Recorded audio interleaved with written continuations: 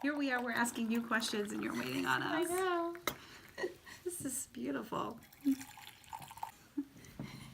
Oh my word, cookies! Are those ginger snaps? Those are Dutch cookies from traditional Dutch cookies.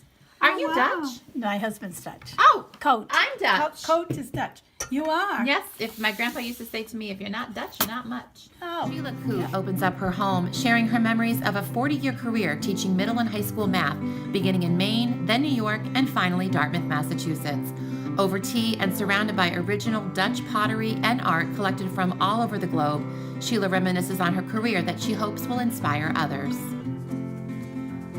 I just always thought I would teach ever since I was a little kid. But there weren't a lot of jobs open to women in the 60s. You know, my sister became a nurse. I became a teacher. I didn't want to be a doctor or a lawyer.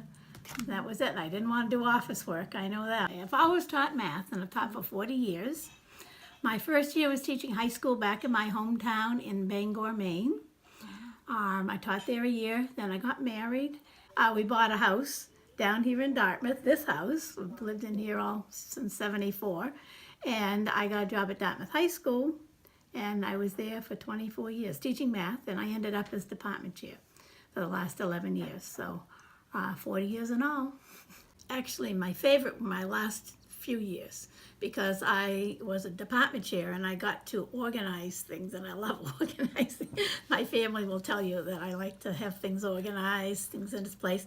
So I'd go to school every day just waiting for some new thing to happen, and it always did. Either a substitute didn't show up, or a teacher had to leave in the middle of a lesson, and someone, you know, either I took over or found someone. So there was always something going on, so I really liked that. When you're a department chair and you're evaluating other teachers, you get to go into their classrooms and you get to see such wonderful teaching, things that you just can't tell by just reading, you know, a report, but you see it in action, and it always was something different, that an ordinary lesson that someone brought out something different. It was always exciting to see that.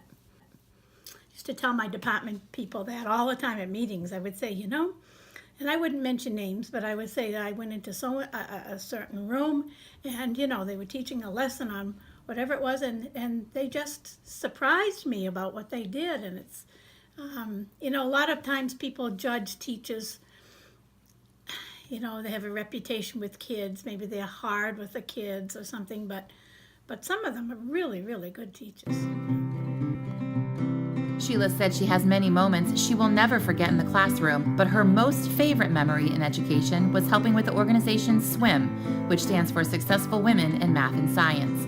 Each year she would gather female professionals in those fields to inspire female students to pursue careers in those fields, which in those days were geared towards men. I can't even begin to count the number of students who decided to go into science or math or some field that they had heard someone talk about, and they come back later and they tell you about that. They say, Mrs. Koot, was all because of the SWIMS project. Sheila and her husband, retired UMass history professor Gerard Koot, will be married 50 years in June. They will celebrate their golden anniversary by taking their 2 sons and their families to the Netherlands. The couple can't get enough of spending time with their 3 grandchildren, but also love traveling the world. India, we went to South Africa. We've been to India twice, actually. And since we're both retired, we've been to Alaska, Hawaii, all 50 states except North Dakota, South America, most of Europe. And I went on a Fulbright to, when I was teaching, to Japan. So I've been to Japan. Pictures, paintings, and a variety of artifacts serve as wonderful memories of their travels and great conversation pieces.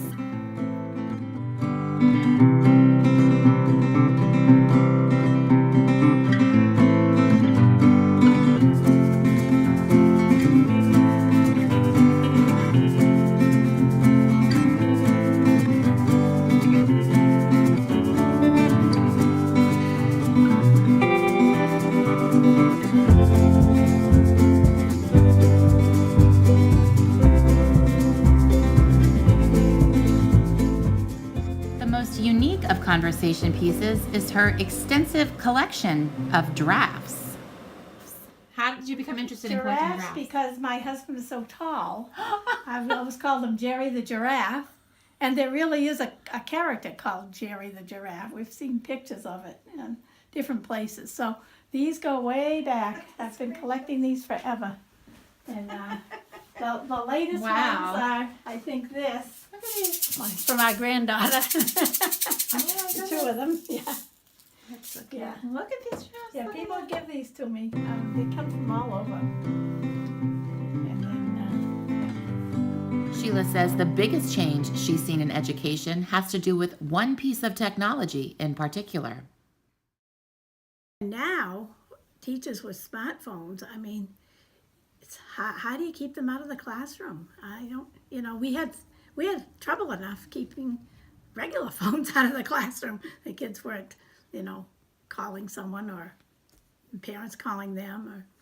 So I think that's really, Sheila has advice for those considering teaching as a profession and also for teachers already in the classroom. you have to like kids. If you don't like kids, you do not belong in education. Don't go into it just because you'll have your summers off, because that's not true. You'll be taking classes and doing all kinds of things that you won't get paid for. Another good thing is seek help.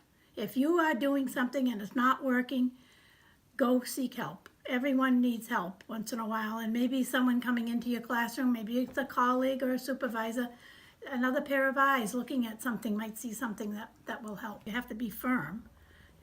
You have to be approachable, but you have to be firm, and you can't let them get to you. And every day is a new day. You come back the next day, and it's amazing. It's like things never happened, and it's a brand new situation, and the kids are fine. You go home and say, gee, why was I so worried? I didn't sleep all the night before. I was wrong. Sheila is a true example of a lifelong learner, challenging herself to meet new people and learn new things. She's very active in UMass Dartmouth's second half Lifelong Learning Institute, which provides a variety of classes, activities, and opportunities to travel. So all those things are supposed to be good for your brain. Keep your brain. If you learn a foreign language, if you play a musical instrument, if you learn to play bridge, they're all supposed to be good for you. So it's just added a new dimension. Meantime, Sheila said the most important thing in and out of the classroom is to have fun. She still loves to dance and would pull out all of the stops for her students. My favorite partner, male teacher, was a roller skater, and he put on his roller skates, and he did a little thing, and I tap danced. So we had a twofer that year. Because I was teaching my class in his room. So when he heard me say I'm bringing my tap shoes, he said, I'm bringing in my roller skates. So he did his little thing. Yeah. So anyway, I can do a little soft shoe. All right.